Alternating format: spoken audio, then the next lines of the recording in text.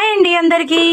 ఈరోజు మా ఇంట్లో డిన్నర్ ఎండు చేపల కర్రీ, ఓన్లీ ఆనియన్, మన రొయ్యలు ఉంటాయి కదా, రొయ్యలు, ఎండు రొయ్యలు, అలాగే మార్నింగ్ చేసిన క్యాబేజీ ఆలు కర్రీ.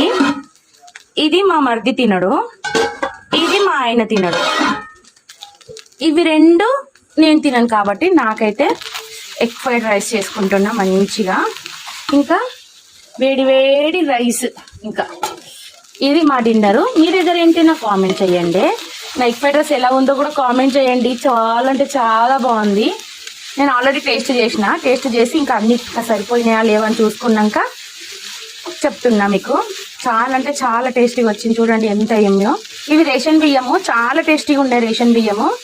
ఎప్పటికప్పుడు వండుకొని తింటే, వేడివేడిగా వండుకొని తింటే ఇంకా టేస్ట్ ఉన్నాయి. కొంచెం చల్లగా అయితే కొంచెం వాడిపోయినట్టు అవుతుంది రైస్. 2 కర్రీస్, మళ్ళీ నాకు ఎగ్ ఫ్రైడ్ రైస్, వేడి వేడి రైస్, పెరుగు మా ఫ్రిడ్జ్ లో ఉంది. ఇది మా డిన్నర్. మీ దగ్గర ఏంటో నాకు కామెంట్ చేయండి. Okay, bye bye.